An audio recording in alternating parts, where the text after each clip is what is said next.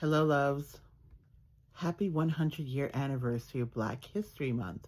And we're going to celebrate with doing some Did You Know? Let's talk about IvanVanSertima. He was a Guyanese-born literary critic, linguist, and anthropologist. Associate Professor of Africana Studies at Rutgers University in New Jersey. In 1976, he published a book called They Came Before Columbus that features his arguments for African origin of Mesoamerican culture in the Western Hemisphere.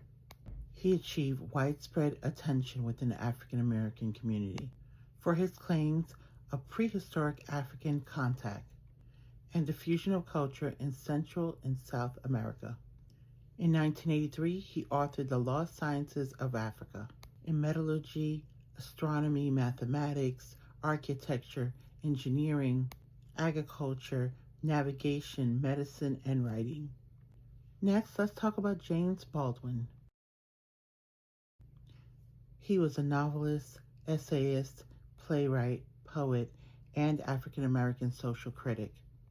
He explored palpable yet unspoken intricacies of racial, sexual, and class distinctions. Western society, most notable in the mid-20th century America.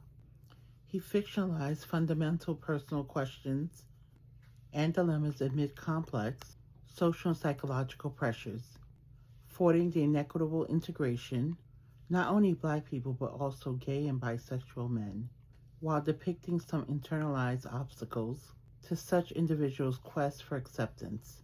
In 1963, he became a spokesperson for the Civil Rights Movement. He published a long essay, The Fire Next Time, in which he depicted the outbursts of Black anger to come. Let's talk about Dick Gregory. He was a civil rights activist, a social critic, a writer, entrepreneur, conspiracy theorist, comedian, and occasional actor. He began studying African history after being told that Africans had no history prior to European colonization. He took on a range of issues, including ending the Vietnam War, feminism, Native American rights, and apartheid in South Africa. He regularly fasted in protest of world events. He was arrested dozens of times for his causes. In 1961, he joked in front of a white crowd and said, "The last time I was down south, I walked into this restaurant and this white waitress came to me and said, 'We don't serve colored folks here.' I said, 'That's all right. I don't eat colored people. Bring me the whole fried chicken.'" In 1964, he authored a controversial autobiography with the N-word. Now let's talk about Haile Salassie. He was Ethiopia's regent from 1916 to 1930 and emperor from 1930 to 1974. He served as a chairperson of the Organization of African Unity. He was a former member of the Solomonic dynasty. He was forced into exile after Italy invaded Ethiopia in 1936.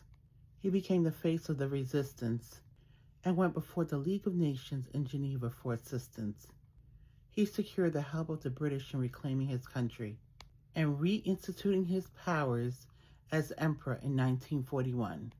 International views led to Ethiopia becoming a charter member of the United Nations. Rastafari movement perceives Haile Salassie as a messianic figure who will lead a future golden age of eternal peace, righteousness, and prosperity. Now let's talk about Elijah Muhammad. He was born in Jim Crow South and moved to Detroit. He converted to Islam and studied under Master Fard. After becoming Master Fard's representative for Nation of Islam, he became the leader. He mentored Malcolm X, Louis Farrakhan, and Muhammad Ali. He refused induction into the military during World War II. He was jailed for 5 years, and it is believed that he was the inspiration for Muhammad Ali to do the same. He oversaw the largest growth in the history of the Nation of Islam. He established the newspaper Muhammad Speaks, a University of Islam, private elementary and high school, grocery stores, restaurants, and more.